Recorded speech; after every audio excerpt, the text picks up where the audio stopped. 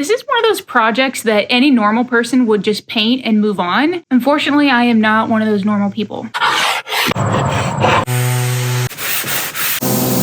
Hello friends, and if this is your first time being here, my name is Kayla. Today's video is kind of a project within a project. The big overarching project is I am going to make a faux fireplace here in my living room, but before I can even start that, I have to deal with this. I found this mantle on Facebook Marketplace. It's exactly what I was looking for, but after having it delivered to my house, I realized that the paint was a wreck. As somebody who paints for a living, I cannot unsee this. Where most people paint over it, I cannot. So instead, I'm gonna do what I do best, and that is spend an inordinate amount of time fixing it.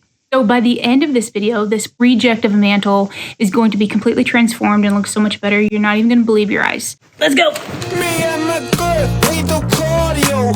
I play like Mario, 'cause stress like the...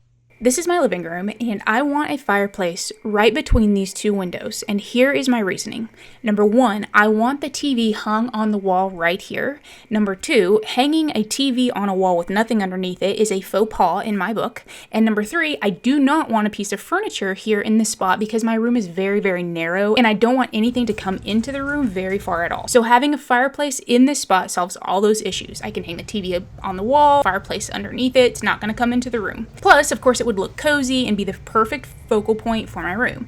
So having a real fireplace here would be the most ideal. However, I cannot afford to install the kind of fireplace I really want. My first choice would, of course, be a real wood burning fireplace with a chimney outside and the whole 9 yards.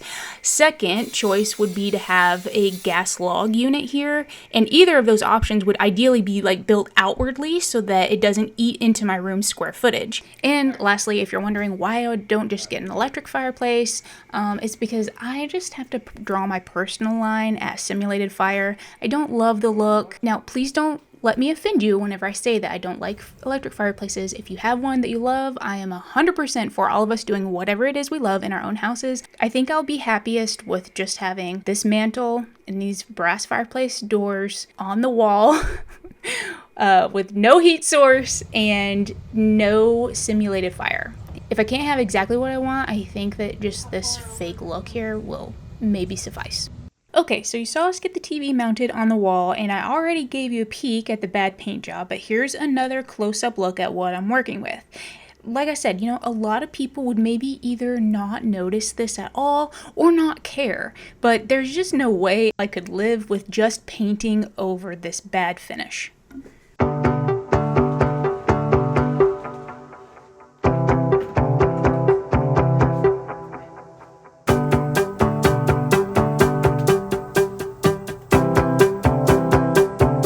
Whenever I'm ready to start a project, I want to do just that. Dive in and start immediately. However, when you're going to be sanding or stripping an older paint job that you are unsure of its age, it's always smart to just hold your horses a little bit and do a lead-based paint test first on it, so you're not putting yourself and your family at risk without even knowing it. Lead-based paints were banned in 1978, so anything painted after that should not contain lead. However, I don't know how old this is. My gut tells me that this was not painted before 1978. Like, if this comes back as positive for lead-based paint, I'll be shocked. But since I'm doing this for the internet, I want to make sure that I'm setting a good example for you, and this is really important. You don't want to be sanding or messing with any painted surface that might contain lead-based paint, and the test is super simple to do. So I'm going to show you how to do one of those tests. Lead testing swabs are available at most hardware stores and of course on Amazon, and the instructions say just to get the swab wet with water and then rub on the surface of the paint for a minute. It's best to find an area of paint that goes all the way down to bare wood. That way, if there are multiple layers of paint, the swab can come into contact with all of them.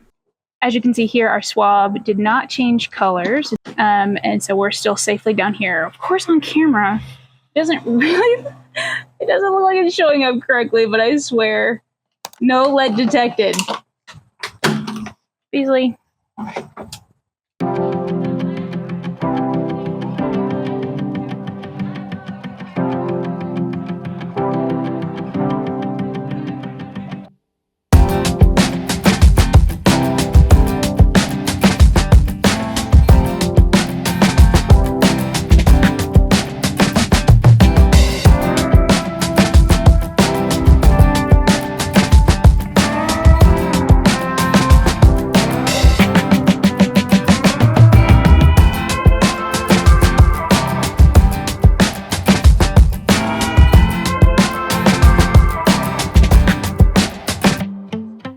begin with, I used a combo of 80 and 100 grit sandpapers just to see if I could get the paint to sand off, because I loathe chemically stripping paint, and I'll do nearly anything to avoid it.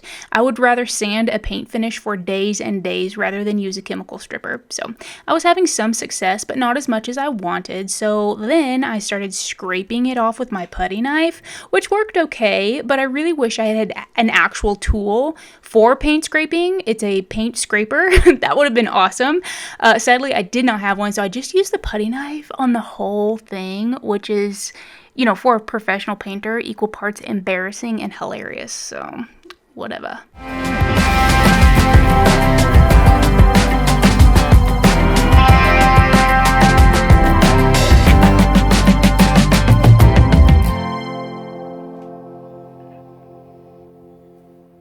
Welcome back to day 2 of me getting the paint off of this thing. And I'm just old.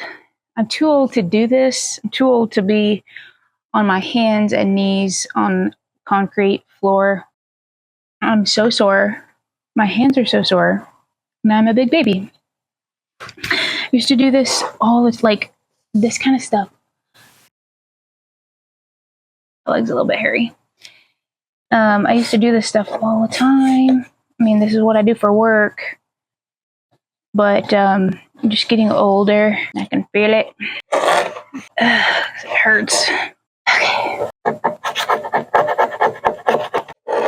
Should have had a better tool. I wish you would move. I'm in the sun. Ow. Wow. Why is this not working? I gotta move. I gotta move. I gotta move. May I help you? You gonna strip that paint off of there? I didn't think so.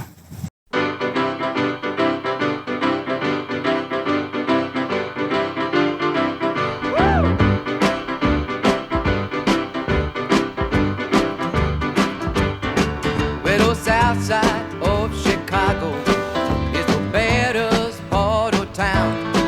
And if you go down there, you better just beware of a man named Leroy Brown. Now Leroy, all in trouble.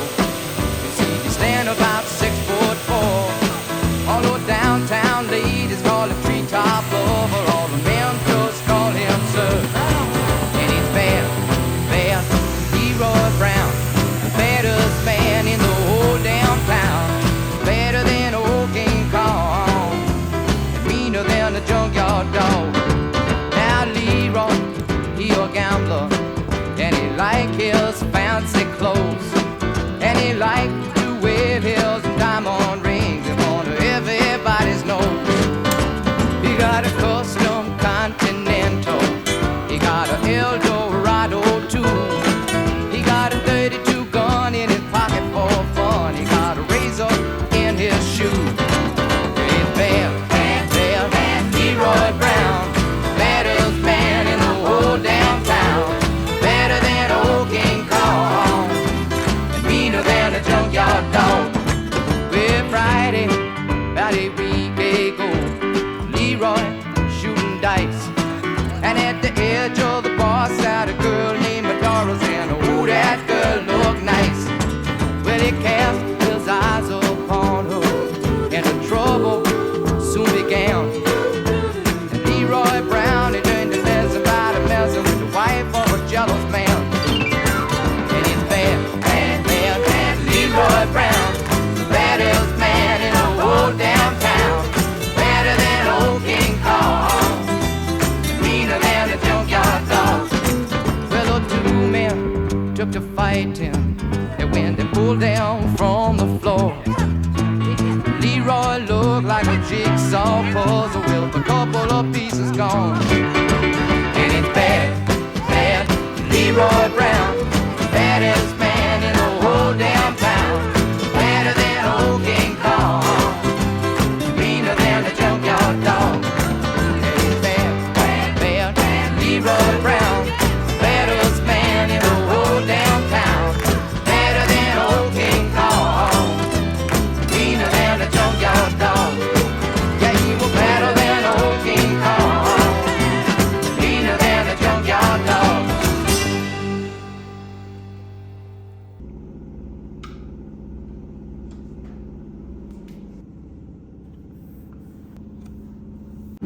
It's so rough after first coat of primer, just because the wood was so raw, it was so chewed up from sanding with a really coarse grit to get the previous paint off, and me scraping it. It's just, the wood is just so chewed up.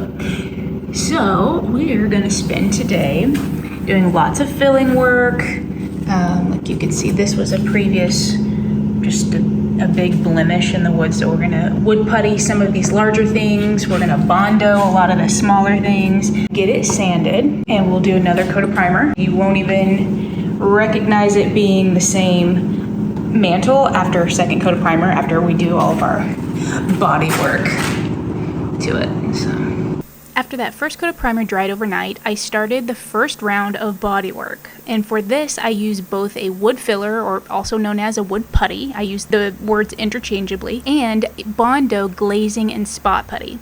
I'm often asked when you use a wood filler or putty versus when to use Bondo glazing and spot putty. So you will only use a wood filler on larger and deeper imperfections and cracks, dings, and holes, and you use the Bondo glazing and spot putty on very shallow imperfections, such as wood grain, shallow divots, very fine cracks, etc. It's also best for spreading over larger areas to use as a grain filler, like you see me doing here. This Bondo product is not for filling things like nail holes or deep imperfections. Just remember, it is only used for very shallow things. After I did all my filling, I used 240 grit sandpaper to sand everything smooth. What you see me using here to sand with is an acrylic sanding block from Big Kid Blocks. I do a ton of block sanding, and these are the best blocks I've ever used. Also, this is not a sponsored ad, by the way. This small block is part of their mini detail kit, which has small blocks in various shapes for hard to reach corners and curves. Hands down, my Big Kid Blocks are my most used tool in my shop, and I would not want to be without them. If you find yourself doing any amount of hand sanding at all, I can't recommend these enough. I have a link plus a discount code in the description below. I have other sets called the Moneymaker and the Straight Shooter set, and I have blocks that have the Velcro attachment and blocks without the Velcro attachment. If you are new to block sanding and are mainly working with wood projects, I recommend getting your first set of blocks with the Velcro attachment, and then use sandpaper that is labeled hook and loop so that you can attach the sandpaper to the blocks. Seriously, adore them.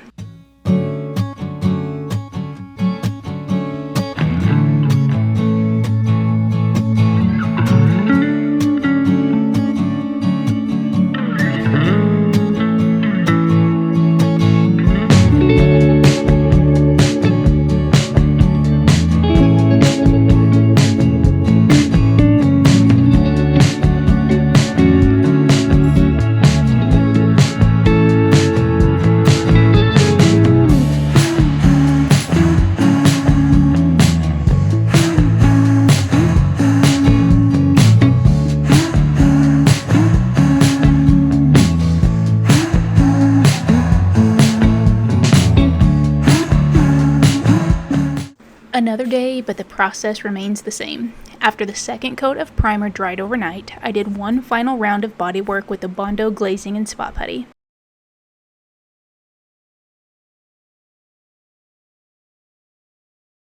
Then I sanded the surface with 400 grit paper and one of the larger blocks from the Straight Shooter set that I mentioned earlier to sand everything smooth one last time.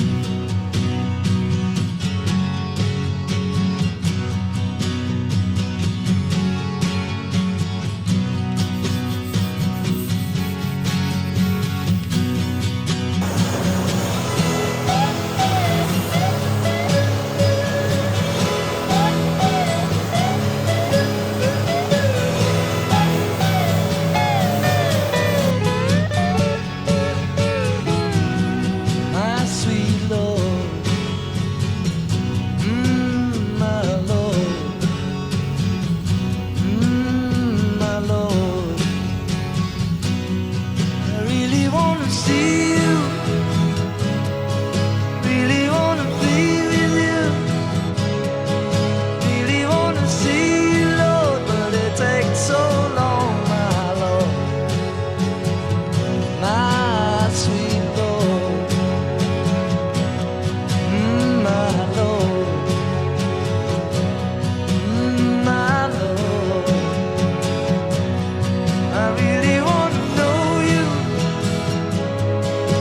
so afraid I might be boring you guys to tears watching this, so I'll make this really quick. After the third coat of primer dried, I did a quick sand with 400 all over just to make it smooth. I cleaned up my mess, and it's finally time to paint.